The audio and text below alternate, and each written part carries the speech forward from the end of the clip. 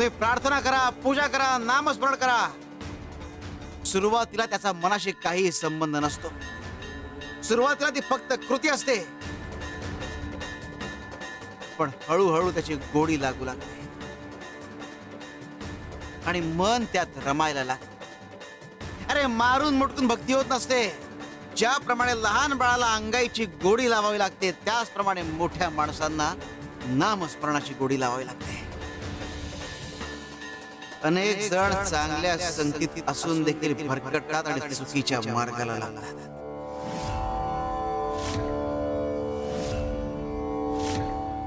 नरेश, तू माझ्याशी खोटं बोललास.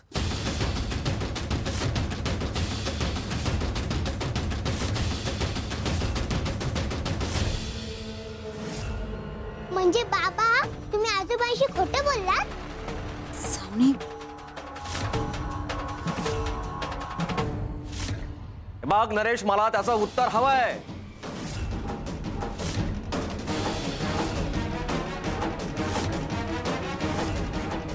बाबा, खरं तर त्या मित्राचं नाव मी चुकून सांगितलं.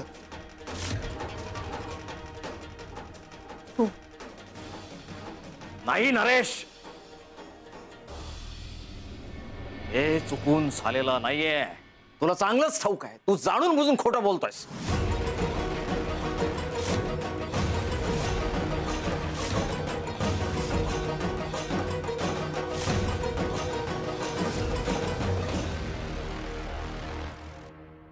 तुला हे पैसे व्यवसायासाठी पाहिजेत की आणखीन काय कारण आहे? नाही नाही, मला ते पैसे व्यवसायासाठीच हवेत.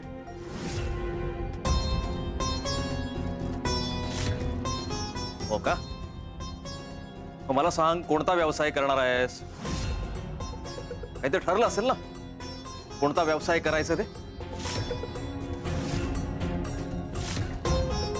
सांग मला.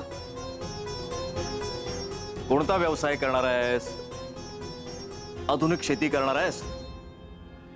सोन्याची पेढी टाकणार आहेस? हा काय रे?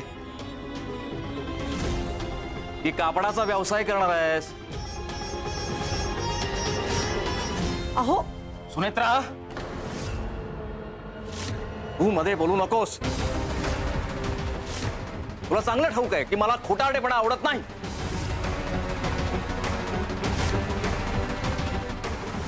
मला सत्य कळलंच पाहिजे. मी त्याला विश्वासाने पैसे देणारच होतो. आणि प्रश्न पैशाचा नाहीये, प्रश्न आहे तो मी केलेल्या संस्कारांचा.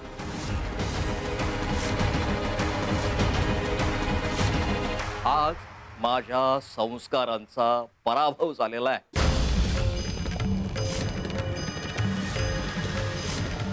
स्वप्नात देखील विचार केला नव्हता की माझा मुलगा माझ्याशी खोटं बोले. अगं, इतक्या विद्यार्थ्यांना घडवलं मी, इतके विद्यार्थी माझ्या हातून गेले, पण कधी खोटं बोललेलं नाही. पण आज एक विद्यार्थी खोटं बोललेला आहे.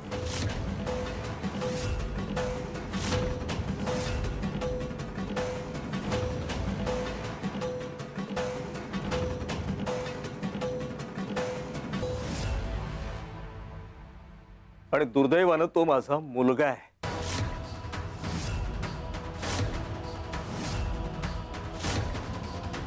हे मामणजी पण ना अतिच करतात.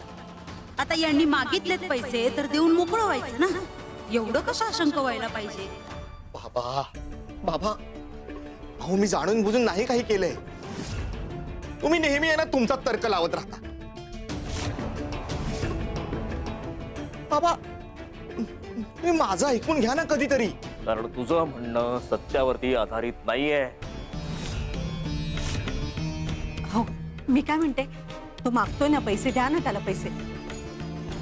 जोपर्यंत तो खरं बोलत नाही तोपर्यंत मी त्याला एकही रुपया देणार नाही.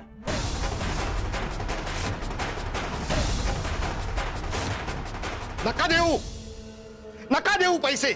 कंटाळा आलाय. कंटाळा आलाय मला तुमच्या आदर्शांचा, तुमच्या संस्कारांचा, तुमच्या तत्वांचा.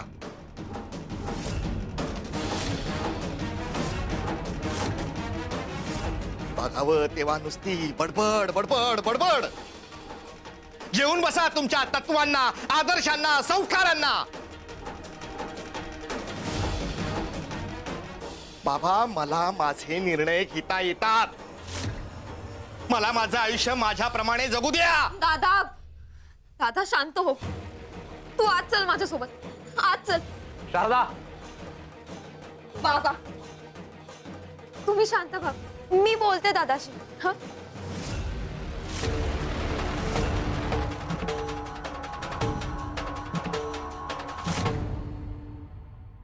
दादा तू आज चल. चल आज चल.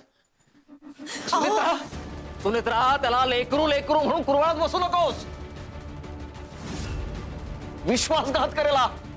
नाही हो. स्वामी, आज दिवस बघायचं होतं का मला?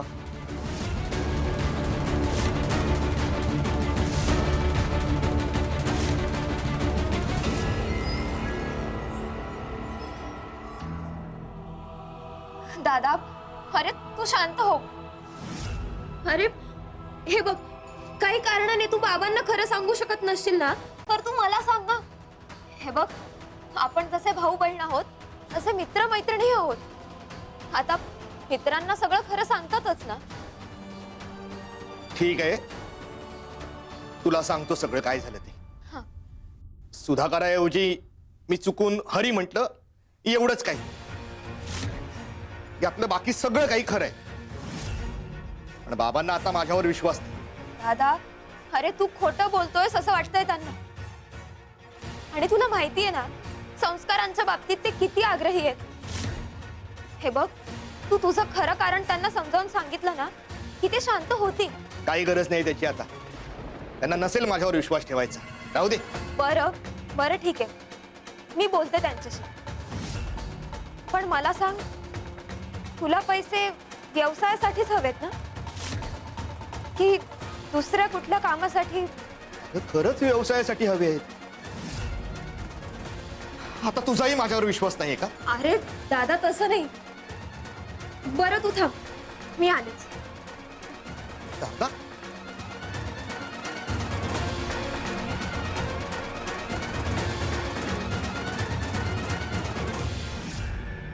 दादा हे मी शिवणकाम करून जमवलेले पैसे आहेत.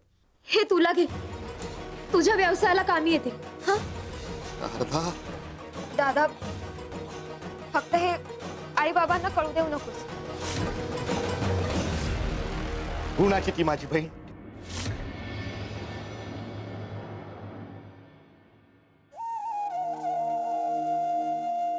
दादा तू आनंदी तर मीही आनंदी.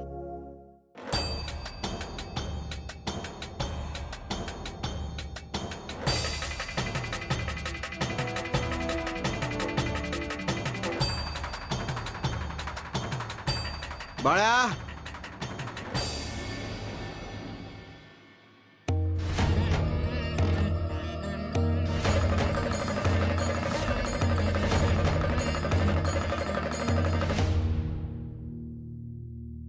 गोपाळा हळद घेऊन ये.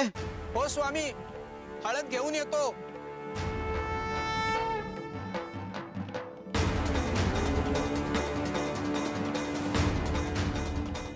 स्वामी ठीक आहे हळद.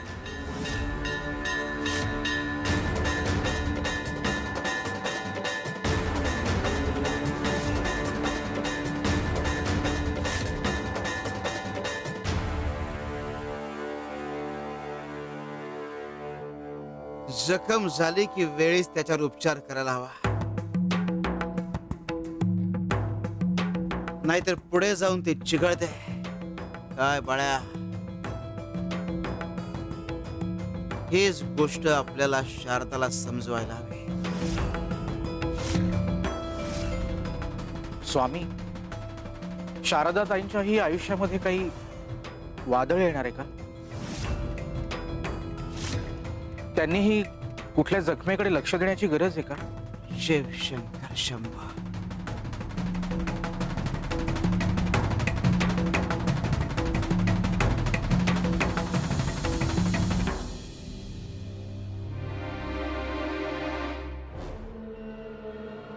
अरेस ये खेळायला. अरे त्यासाठीच तर आलोय. काय अंगत? हे बस तुझीच वाट बघत होतो. हो का? चला. चला सुरुवात करूया.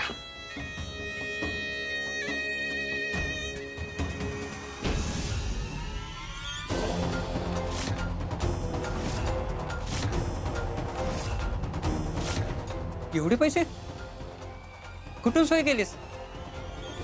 चोरी केली का? तू कशाला नसत्या चौकशा करतोयस? चला खेळ सुरू करा.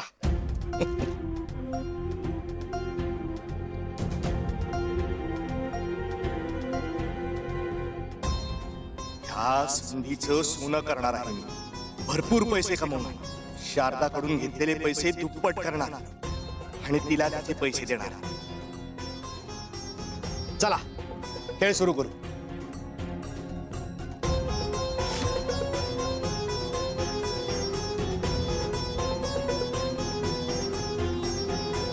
अरे तुझे बाबा शिक्षक, तत्वनिष्ठ विद्यार्थ्यांना चांगली शिकवणी देतात आणि त्यांचा हा मुलगा इथे जुगार खेळायला आलाय. कसं आहे गणोबा, संस्कारानं आणि तत्वानं पोट भरत नाही ना. पोट कशाने भरतं? अण्णाने, अन्न आपण कसं मिळवतो? पैशाने, पैसे कसे कमवतो? कष्टाने. पण मला कष्ट करायचे नाहीयेत. मला माझं डोकं, माझी बुद्धी या जुगारात वापरायची आहे. मी माझं डोकं जुगारात वापरून बक्कळ पैसा कमवणार. मला श्रीमंत व्हायचंय.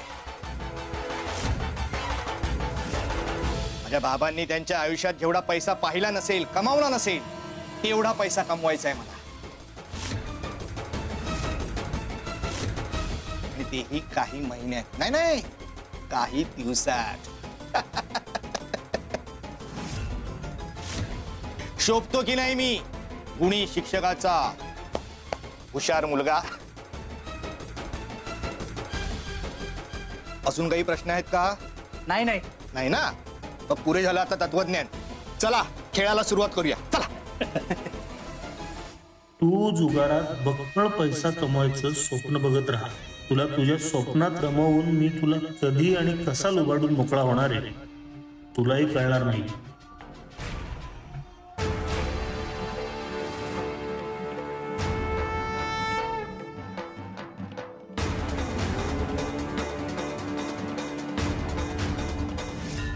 दिव्याखाली अंधार आहे, दिसत नाही का?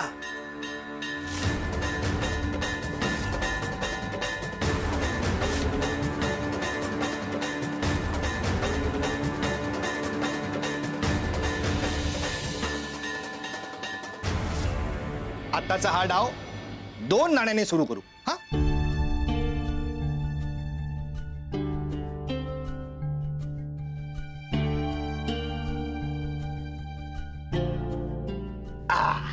दोन.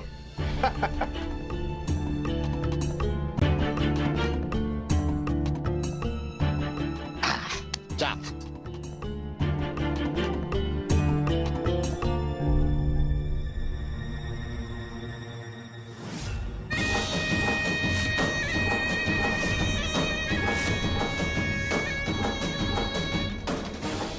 सहा. पहिला डाव जिंकलो मी.